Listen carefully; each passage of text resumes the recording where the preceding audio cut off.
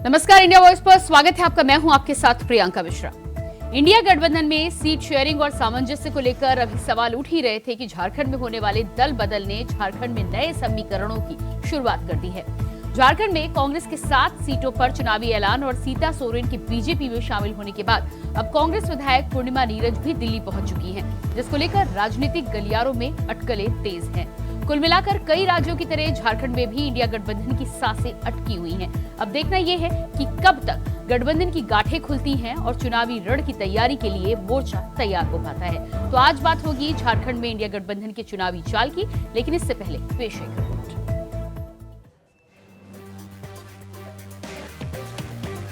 झारखंड में लगातार ये खबर जग जाहिर है कि पूर्व सीएम हेमंत सोरेन के जेल जाने के बाद कांग्रेस और जेएमएम में सब कुछ ठीक नहीं है। पहले और अब की स्थिति भी अलग है। कांग्रेस और जेएमएम में जहां रिश्ता तो भाई भाई का ही है, बस फर्क बड़े और छोटे भाई का हो गया है। और इसी वजह से लोकसभा चुनाव के मुहाने पर खड़े होने के बाद भी गठबंधन में सीट शेयरिंग का ऐलान नहीं हुआ। ऐसे में लगातार सवाल यही खड़ा हो रहा है कि चल क्या रहा है। सूत्रों की माने तो कांग्रेस राज्य की 7 सीटों पर चुनाव लड़ सकती है और बची हुई सीटों पर जेएमएम, आरजेडी और सीपीआई माले के प्रत्याशी मैदान में होंगे। लोकसभा चुनाव के पहले चरण का नोटिफिकेशन जारी हो गया है, लेकिन अब तक कई राज्यों में सीटों का बंटवारा भी नहीं हो पाया है। सूत्रों की माने तो जेएमएम अगले 2 दिनों में दुमका लोकसभा सीट पर फैसला लेगी, क्योंकि हेमंत सोरेन की भाभी सीता सोरेन बीजेपी में शामिल हो गई है। इसलिए ऐसे कयास लगाए जा रहे हैं कि जेएमएम अध्यक्ष शिबू सोरेन खुद दुमका सीट से चुनाव लड़ सकते हैं। सीता सोरेन के इस्तीफे के बाद झारखंड में इंडिया गठबंधन को एक और बड़ा झटका लग सकता है। हालांकि बीजेपी के इन आरोपों पर इंडिया गठबंधन पलटवार कर रहा है। जितनी परेशानी इंडिया गठबंधन के घटक दलों को नहीं है, उससे ज्यादा परेशानी हमारे मीडिया बंधुओं को है सीट शेयरिंग को लेकर। लेकिन मैं बताना चाहूंगी कि सीट शेयरिंग लेकर कोई भी परेशानी नहीं है इंडिया गठबंधन के अंदर, और बहुत जल्द आप सबके समक्ष ये सारी चीजें आ जाएंगी कि कौन कहां से लड़ रहा है, किसको कौन सी सीट मिल रही है। और समय बहुत है। हमारे राष्ट्रीय अध्यक्ष और तमाम जो बड़े लीडर हैं वो इन चीज़ों को हमारे और आपसे बेहतर समझ रहे हैं। तो समय का इंतज़ार कीजिए, समय आने पे सभी कुछ आपके सामने होगा। लगभग प्रत्याशी की लिस्ट बन चुकी है और 1-2 दिन के अंदर ही हम लोग इसकी घोषणा कर देंगे। और इस पे बीजेपी गवर्नमेंट को इतना दर्द नहीं होना चाहिए। हम क्या कर रहे हैं नहीं कर रहे हैं ये उनको देखने की ज़रूरत नहीं है। वो अपने पार्टी से मतलब रखें। और आज हमारा इतना ज़्यादा गठबंधन मजबूत है कि उनको पेट में दर्द हो रहा है। 1-2 दिन के अंदर हमारे प्रत्याशी घोषित हो जाएंगे और बहुत मजबूती से हम लोग उतर रहे हैं। और इस बार मुंह तोड़ जवाब देने का काम हमारी गठबंधन की सरकार करेगी। बताया जा रहा है कि झरिया से कांग्रेस की विधायक पूर्णिमा सिंह दिल्ली पहुंच चुकी है और कभी भी बीजेपी में शामिल हो सकती है। हालांकि इसके बारे में उनके साथी विधायकों को भी कोई खबर नहीं है, जो नियमित उनके साथ संपर्क में रहते हैं। सीटों के ऐलान में देरी की एक वजह ये भी है। वहीं दूसरी तरफ भले ही झारखंड में बीजेपी का स्टैंड क्लियर हो, लेकिन पार्टी में उथल पुथल से वो भी जूझ रही है। जेपी पटेल कांग्रेस में शामिल हो गए हैं। हालांकि कांग्रेस ने पूर्व विधायक राज पलिवार के भी कांग्रेस में आने की बात कही थी, जिसका खंडन खुद राज पलिवार ने कर दिया है। हालांकि बीजेपी का कहना है जो भी पार्टी छोड़कर जा रहा है वो डूबती नाव में सवार हो रहा है। बीजेपी का इंडिया गठबंधन से सवाल भी है कि अगर वहां सब कुछ ठीक ही है तो सीटों के ऐलान में देरी क्यों हो रही है। इंडी अलायंस का झारखंड में अभी तक प्रत्याशियों की घोषणा नहीं होना, उनमें परस्पर समन्वय का अभाव दिखता है और भारतीय जनता पार्टी हर स्तर से, हर दृष्टिकोण से आगे है झारखंड में। और आने वाले चुनाव परिणामों में मुझे लगता है भारतीय जनता पार्टी 14 की 14 सीटें जीत हासिल करके ही रहेगी। झारखंड में सियासी तूफान के बीच इंतजार इंडिया गठबंधन के प्रत्याशियों का है। भले ही ये दावा किया जा रहा है कि सीटें फाइनल हो गई हैं, लेकिन सवाल ये है कि ऐलान कब होगा, ऐलान में देरी की वजह क्या है, और अगर सब कुछ ठीक है तो सीटों का ऐलान करके सस्पेंस को खत्म क्यों नहीं कर दिया जाता। Bureau report, India voice.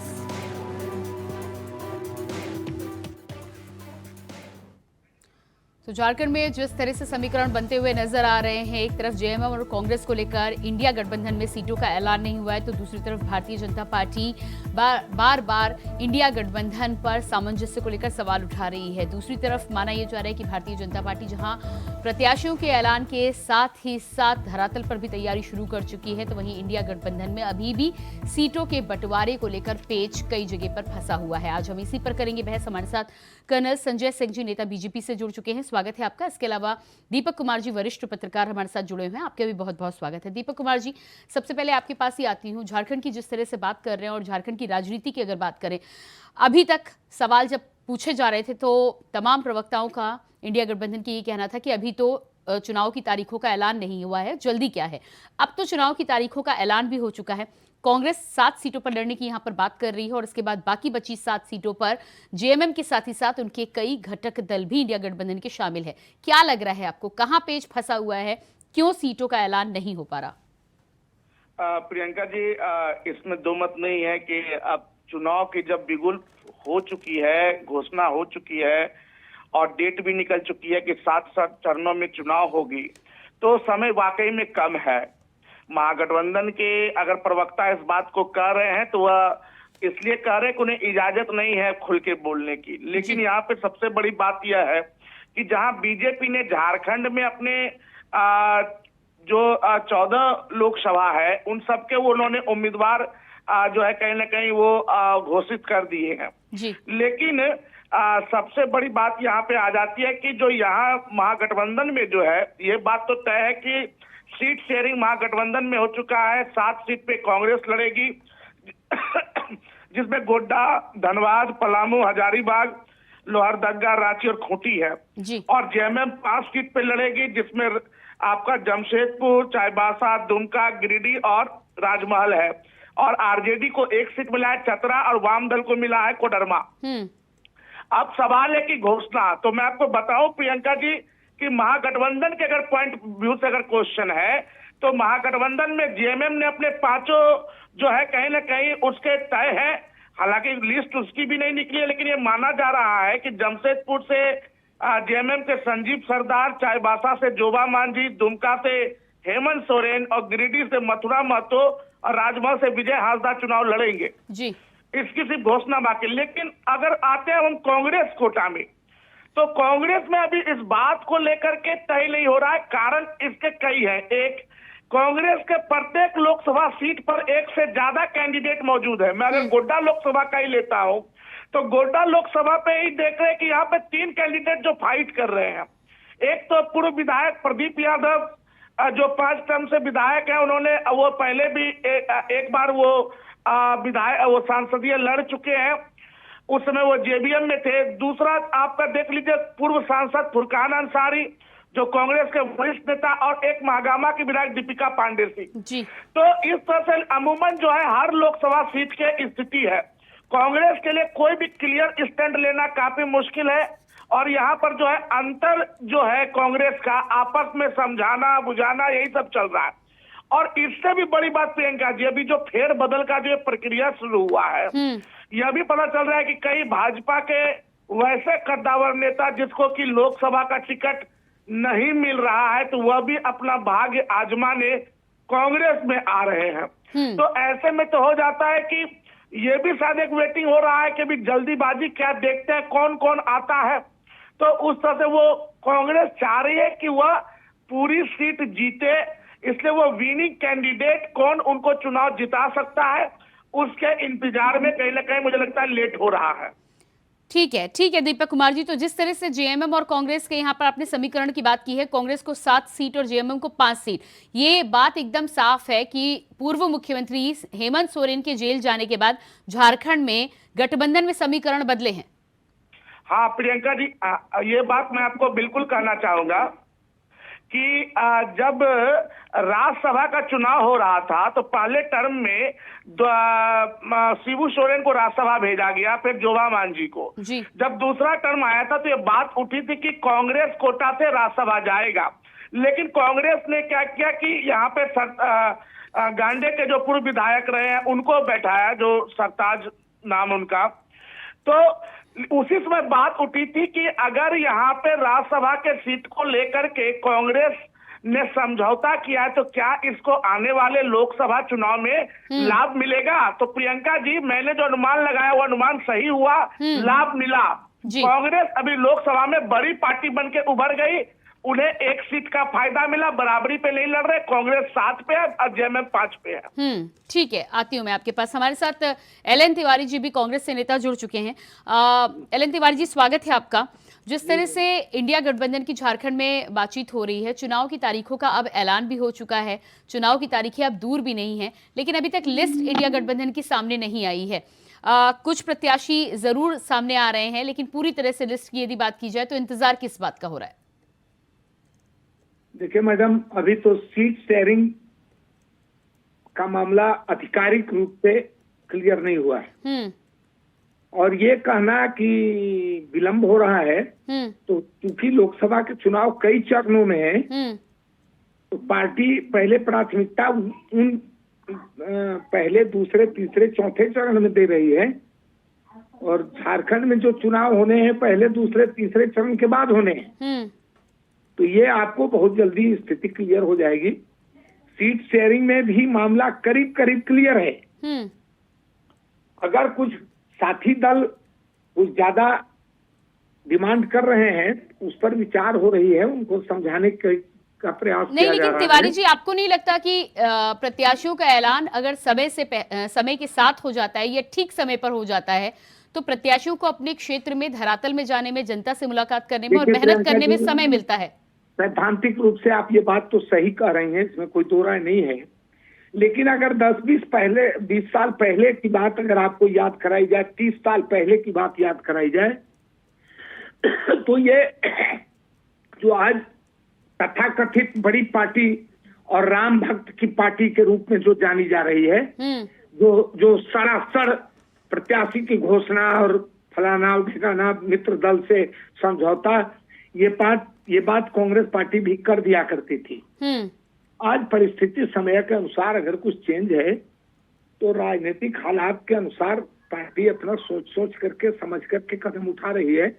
इंतजार करिए, थोड़ा विलंब जरूर हो रहा है, लेकिन ठोक ठेठा कर, जिसको देहाती भाषा में कहते हैं, ठोक ठेठा करके कदम उठाए जा रहे हैं, और बहुत ही जल्दी आपके सामने। चलिए ठीक है। कर्नल संजय सिंह जी, तिवारी जी का कहना है इंतजार जरूर हो रहा है, लेकिन ठोक ठेका के कदम सामने आएगा।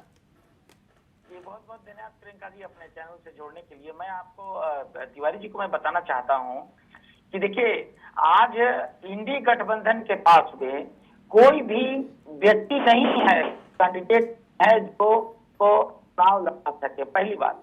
दूसरी बात यह है कि जैसे आप देखिए, चतरा सीट पर भोक्ता जी को और पलामू सीट पर जिस तरीके से ममता जी को राजद ने पहले ही अपना प्रत्याशी घोषित कर दिया है। हालांकि इंडी गठबंधन का कोई भी बैठक ये बिहार झारखंड दोनों को लेकर के शायद होनी थी, वो अभी तक हुआ भी नहीं है।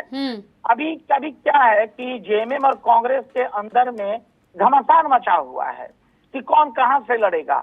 ये लोग का देखिए, कोई विचारधारा में गठबंधन होता तो शायद ये मान जाते। विचारधारा का गठबंधन तो कोई है नहीं, ये लूट धारा के गठबंधन पे ये लोग चाहते हैं कि हम किसी तरह से जनता में जाएं और प्रधानमंत्री हमारे मोदी जी का छवि को धूमिल करें, लेकिन जनता इस बात को समझ चुकी है। और मैं तो बड़ा डर रहा हूँ। तिवारी जी रुकिए तिवारी जी रुकिए, आपका भी मौका मिलेगा आपको भी। मैं तो डर रहा हूँ कि कहीं भारत देश में एक पार्टी वाला सिस्टम ना आ जाए कि इनको कैंडिडेट ही ना मिले। अरे घोषणा तो तब न करेगा। ये बोल रहे थे कि बहुत वहां पे एक हमारे सीट पे बहुत उम्मीदवार हैं, उम्मीदवार रहता तो घोषणा करना चाहिए था ना, उस पर विलंब क्यों कर रहे हैं?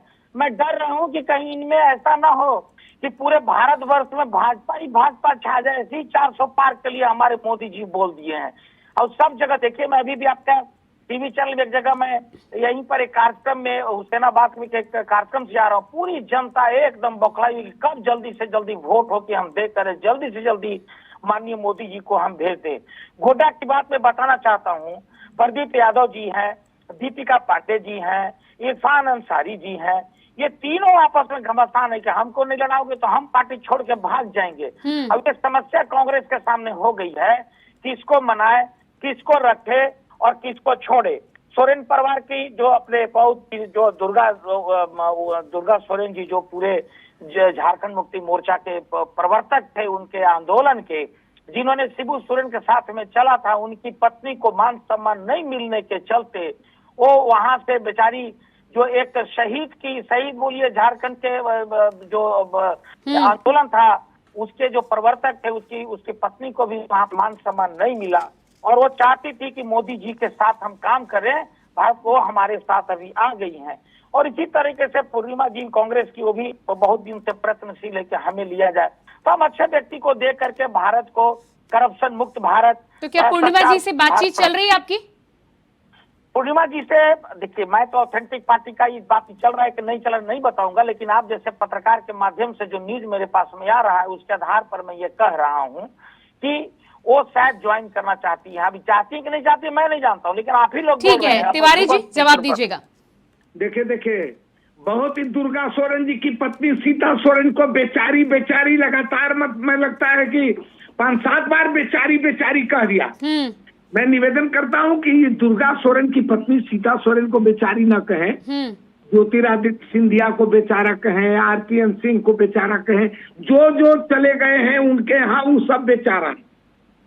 इनके यहाँ तो सीता सोरेन भी तो चली गई है ना। पर अत्याचार होगा उसके साथ, इस पर अत्याचार होगा, भारतीय जनता पार्टी उसके साथ खड़ी रहेगी।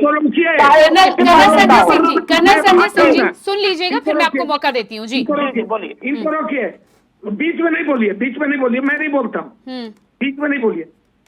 इनसे पूछिए कि जेपी पटेल का क्या हुआ, बेचारे जेपी पटेल का क्या हुआ, थोड़ा ये बताएं। अरे भाई जम्मू कश्मीर के MP है।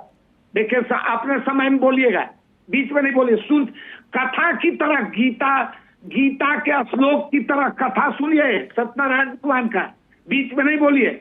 मैं नहीं बोलता हूँ, मैं कथा की तरह सुनता हूँ आपकी बात। मेरा ये निवेदन है कि इनसे पूछिए कि जेपी पटेल के अलावा जो जम्मू कश्मीर के एक पूर्व MP हैं, उस बेचारे का क्या हुआ। अरे प्रियंका जी, भारतीय जनता पार्टी में भगदड़ नहीं होगा, भगदड़ होगा। याद रखिएगा मेरी बात, याद रखिएगा, भगदड़ नहीं भगदड़ नहीं। लेकिन कब तिवारी जी, कब? अभी तो आपके खेमे में दिखाई दे रहा है। सुनिए ना, बताइए, सुनिए, थोड़ा धैर्य रखिए, मैं आपके प्रश्न का उत्तर देता हूँ। इतना जल्दी हमको टोका टोकी मत कीजिए। इनकी बात को तो आप पूरा निर्बाध गति से सुनते हैं, मेरी भी सुनिए। अरे सुन रही हूं आपको बात। ये तब होगा जब इधर से प्रवाह जाकर के बाढ़ वहां भर जाएगा, और तब जब जूतम पैजार की स्थिति होगी। यहाँ ये कहने में मुझे कोई संकोच नहीं है, मैं किसी पार्टी का नाम नहीं लेता, मुझे कोई संकोच नहीं है कि आइडियोलॉजी प्रियंका जी खत्म है, नीतियां खत्म, सिद्धांत खत्म, वो अब नहीं है। जो पंडित दीनदयाल उपाध्याय हुआ करते थे, डॉक्टर श्यामा प्रसाद मुखर्जी हुआ करते थे, अटल बिहारी वाजपेयी हुआ करते, वो अब खत्म हो गया। नहीं तो तिवारी जी, आपकी पार्टी में भी तो पुराने नेताओं वाली बात नहीं रही ना। हाँ, मेरी पार्टी में भी है, स्वीकार करता हूँ इसको मैं। यहाँ चाहिए कुर्सी इधर या कुर्सी उधर, बिना कुर्सी के मर जाएंगे नेता। देखिए, इतना बेबाक टिप्पणी करना बहुत जरूरी है। बिना कुर्सी के मर जाएंगे, उनको चाहे इधर कुर्सी दो, नहीं तो उधर कुर्सी दो। जिस पार्टी के विरोध में पानी पी पी कर गाली देते हैं, 24 घंटे के अंदर टिकट नहीं मिला तो उस पार्टी का झंडा और पट गले में टांग लेते हैं और बोलने में शर्म नहीं लगता, चाहे इस पार्टी का हो चाहे उस पार्टी का हो। ठीक कह रहे हैं आप, टिप्पणी कर रहा हूं मैं। ठीक कह रहे हैं आप, बिल्कुल ठीक कह रहे हैं आप, लेकिन टिप्पणी है। हाँ, लेकिन आप क्या कीजिएगा तिवारी जी, इस टिप्पणी का क्या कीजिएगा? राजनीति तो ऐसे ही चल रही है ना। मैं बताता हूँ, थोड़ा सुन लीजिए। हाँ, कांग्रेस पार्टी का दिन वापस आने दीजिए। कितना दिन ये लोग संघर्ष किए हैं, कितना दिन संघर्ष किए हैं, तो थोड़ा अवसर कहे तो मैंने जिन नेताओं का नाम लिया, अटल बिहारी वाजपेयी, डॉक्टर मुरली मनोहर जोशी, बलराज मधोक, श्यामा प्रसाद मुखर्जी, पंडित दीनदयाल उपाध्याय, इन लोगों ने खेत तैयार किया, फसल काट रहे हैं और बेबाक फसल, हिटलर की तरह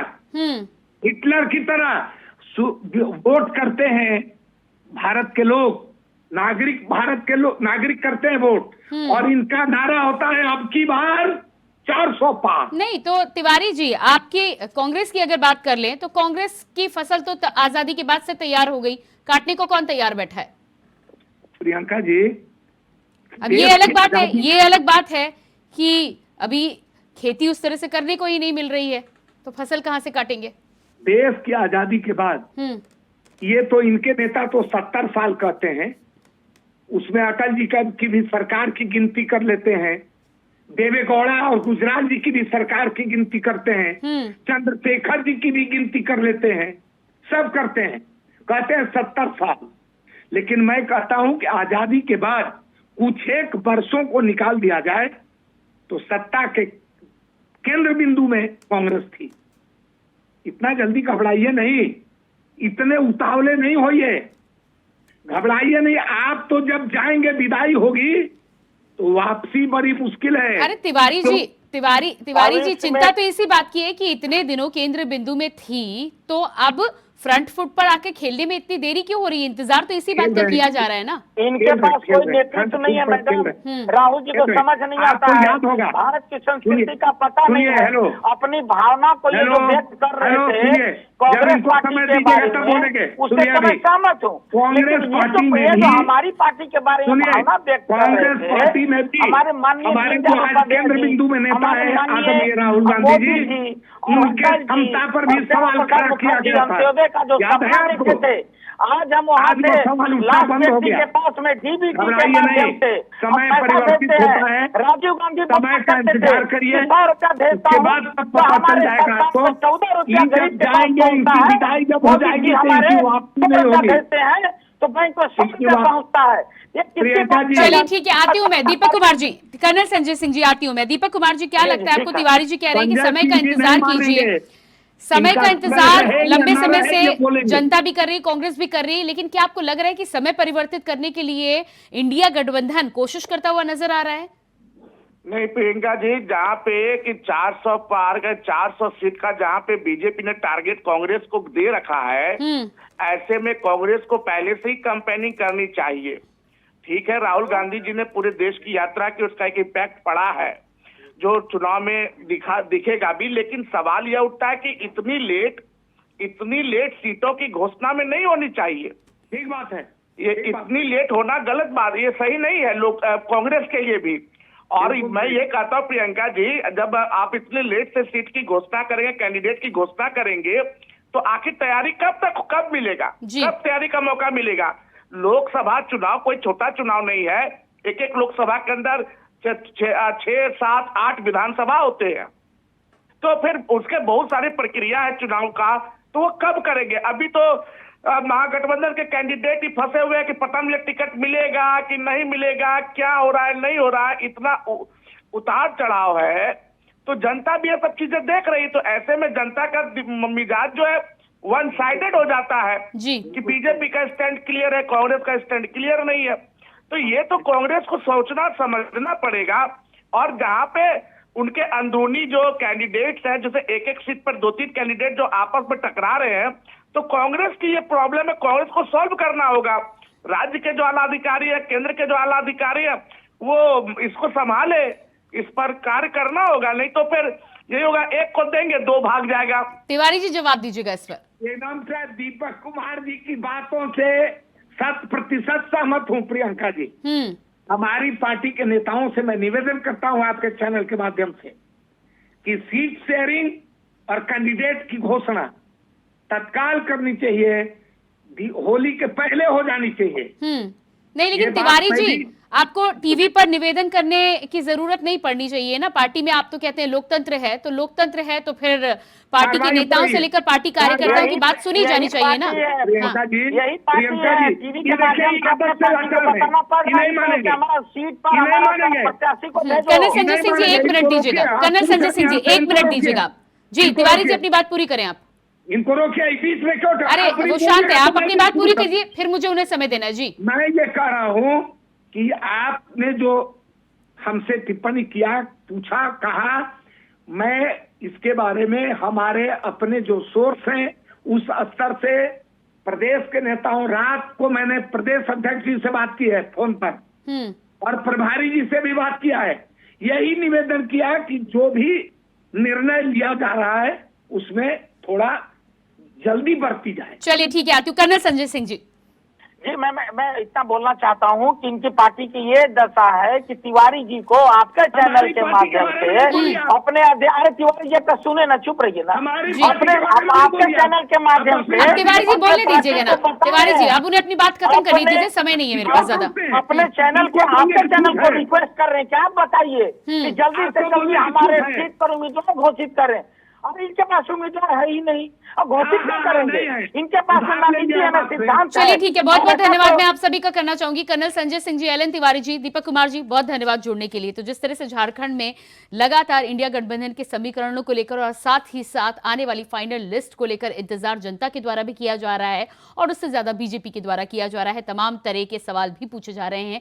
लेकिन राजनीति में देखना यह होगा कि समय के आधार पर जिस तरह से कहा जा रहा है कि ठोक बजाकर प्रत्याशियों का ऐलान होगा, वो ठोक बजाकर प्रत्याशियों का ऐलान जनता तक कितना पहुंचता है और उसके बाद जनता किसे सत्ता की सिंहासन तक पहुंचाती है। फिलहाल हमारे इस खास कार्यक्रम में इतने खबरों के लिए बने रहिए इंडिया वॉइस के साथ। मुझे दीजिए इजाजत।